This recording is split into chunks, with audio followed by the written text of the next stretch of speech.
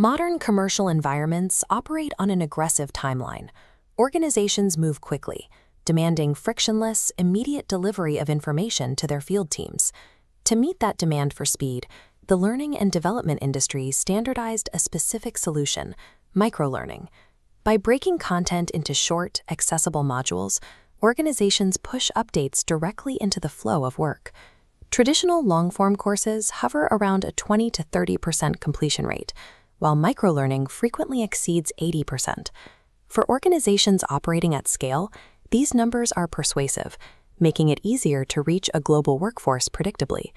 But high completion rates are only a measurement of distribution.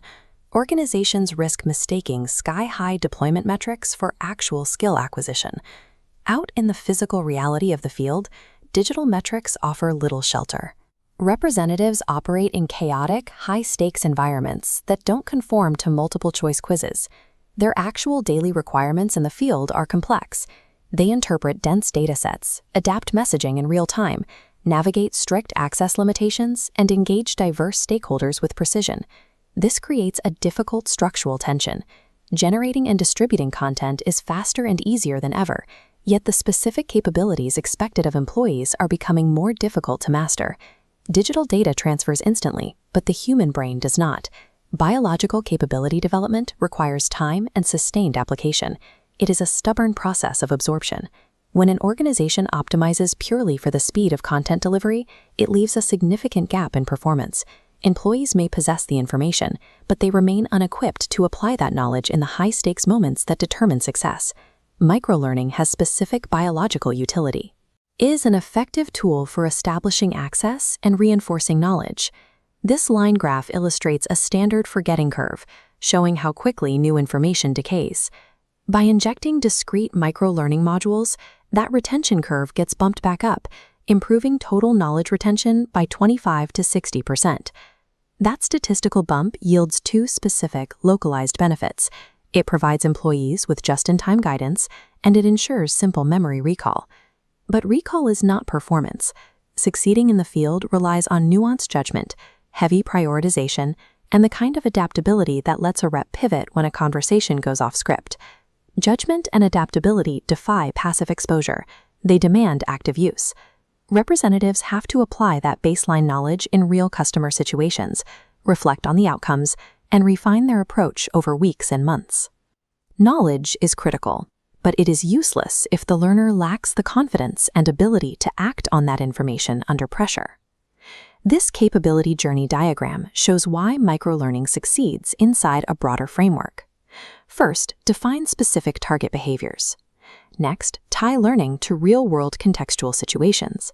Finally, require structured feedback loops. Between these phases, microlearning acts as the accelerant, firing rapid pulses of information.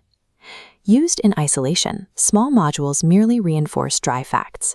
Embedded within this continuous engine, they act as the accelerant for true human capability. Building a functional capability engine depends on executive buy-in as much as instructional design.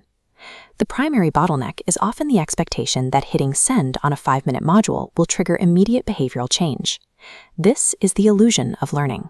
Leaders look at highly polished dashboards displaying perfect completion rings and feel a false comfort, even as actual field performance remains stagnant. Executives must align their desired timelines with biological reality. While early signals of knowledge retention might appear quickly, sustained, measurable impact only builds over repeated, real-world application. A perfectly designed training system cannot function if corporate leadership demands a scientifically impossible, instant timeline for human behavior change. To force that alignment, learning and development teams must evolve. They are transitioning away from being high-volume content providers to operate as strategic business partners. The raw material for effective learning already exists in commercial signals, including CRM data, granular customer feedback, and direct field observations. By synthesizing these signals, L&D can architect interventions that target identified capability gaps.